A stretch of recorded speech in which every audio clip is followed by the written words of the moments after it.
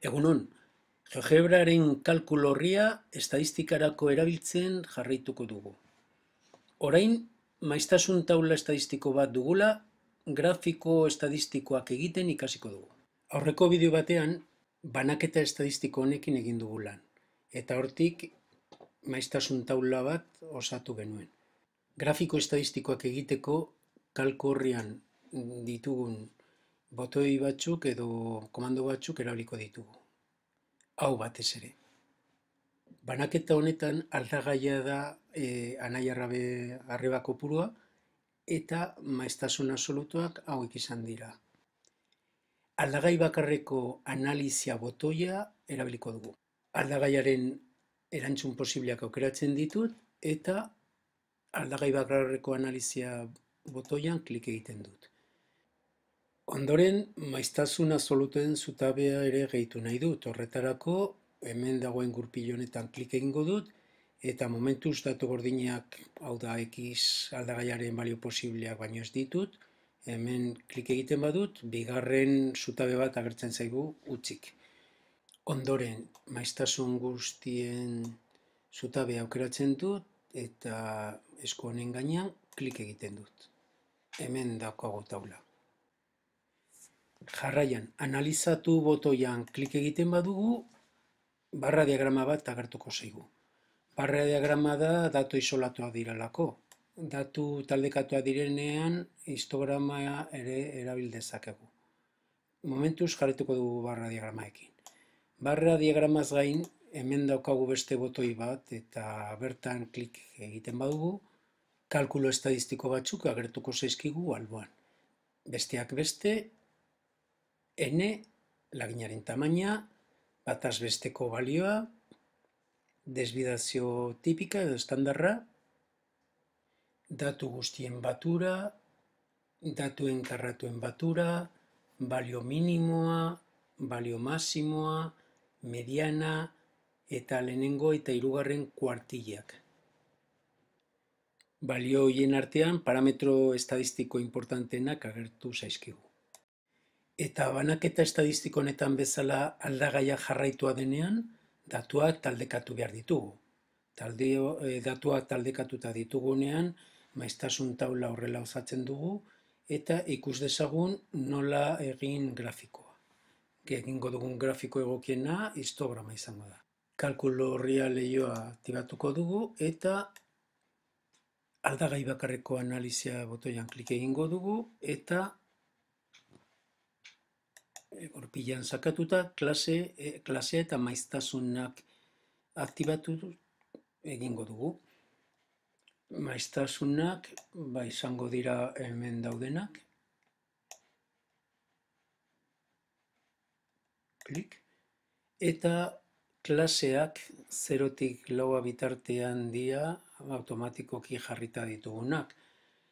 Hau bestela alda genezaken tartearen tamaina hemen jarriko genuke eta klaseen hasiera hemen zehaztuko genuke. Ondoren analizatu botoian klik egingo genuke eta hemen daukagu histograma. Histogramarekin batera ezkerraldean hainbat parametro agertu zaizkigu. Laginaren tamaina, bataz besteko balioa, desbidazio tipiko edo estandarra, elementu guztien batura, eta elementuen karratuen batura. Behin histograma eginda, oso interesgarria da GeoGebrak ematen digun aukera bat.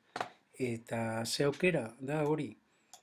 Hemen klik eginda, eremu grafikora kopiatzearena, edo irudi bezala kanporatzearena, eta behin kanporatuta, adibidez, idazmailan gordeta, testu prozesadore bateetara pasatu ahalko genuke, irudia txertatuko genuke eta agertuko zaigu nahi dugun testu prozesadorean. Grafika kopiatu edo kanporatu baino lehen ikusiko dugu grafika hobetzeko dauden beste aukera batzuk. Triangelu hau dagoen tokian klik eginda, aukera ezberdinak agertzen dira, besteak beste maiztasun taula egitearena edo maiztasun poligonoa irudikatzearena. Efektu ikusteko berriz egingo dugu klik eta hemen daukagu histogramaekin batera maiztasun poligonoa eta behealdean maiztasun taula, tarteak eta maiztasun absolutuak. Orain eremu grafikoetara kopiatzeko esango diogu, hor daukagu, hemen ezkerraldean ikusten da, orain izten dugunean hobeto ikusiko dugu, eta bigarren aukera da, maiz tokira PNG luzapenarekin gordetzaena. Maiz tokian, hor. Gordeta daukagu testu prozesadore batetan kopiatzeko prez. Iz dezagun lehioa, eta hemen daukagu bestia. Zoom eginda, hor ikusten dugu bata zein bestea agertzen zaigula. Ez hau ja eskutatu dezakegu, hau ere bai, eta hemen daukagu.